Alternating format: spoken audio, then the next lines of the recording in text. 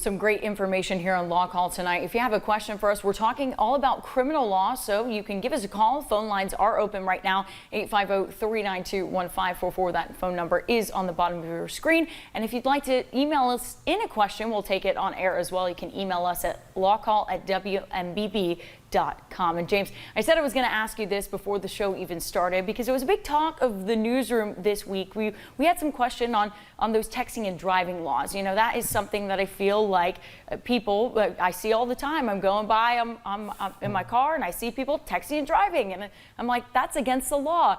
But I've also heard that some people have gotten stopped by police when they've just been on their cell phone talking, maybe, you know, parents, friend, whoever it is, and they're holding their cell phone up to their ear. Is that also illegal, or can a cop stop you for that? What have you seen? You're asking, as I mentioned earlier, you're asking really two different things. Yes. Okay. The global implication is the distraction issue. The officers, the statute was written to avoid distractions. Electronics, cell phones, whatever, clearly they will distract you. Bad things can happen. You know, I see it all the time, traveling back and forth from Destin to Panama City. I actually see people driving with their knees and texting with their hands, which is far more coordinated than I could ever be.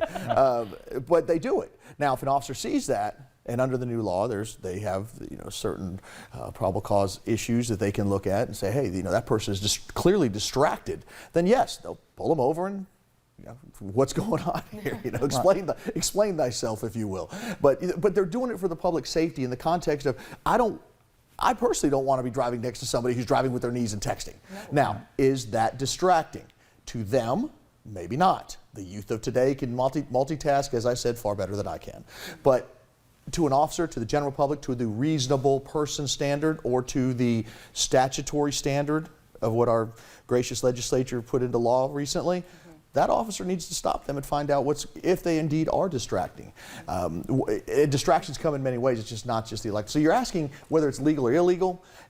Yes and no. It may not be. If they're not distracted, then it may not be illegal per se. Does it give rise to suspicion for an officer to look into it and find out if this person's distracted? Certainly. But it's not something pragmatically one would want to do, driving a 35 or 4,000 pound vehicle at 60 miles an hour down the road, to be distracted in such a manner. Yeah, and they say in the law they use hands-free. Well, you know, to me as the average person, that just means hands-free for everything, right? Even if you're talking on your phone, you know, it just sounds like, you know, using that language, hands-free. Okay, that could be for everything, right? I mean, that. Right. And that's the better practice, Courtney, is to have the Bluetooth, the capabilities. Even in the older cars, you can buy the adapters to retrofit, right, because it's the liability is clear. And even the law is pushing towards where potentially, we talked about punitive damages earlier, where you can potentially be implicated for punitive damages if you're caught texting and driving and that leads to an accident, because that is considered something that is clearly reckless, and it's just like the alcohol, it's impairing your ability to drive properly. And you know, the texting, if you look down for a second or two and you could travel a football field, not know what's going on. So it's very, very important that we keep our eyes on the road and have our hands available. So use those Bluetooth devices and hands-free devices in your vehicle all the time. And Ted, you see that in your cases a Absolutely. lot, right? Where texting and driving does come into play. How does it affect some of your cases? I mean, if they find that, hey, you were texting and driving, that you get a hold of those cell phone records, right, and you see they were on their phone and they were doing that.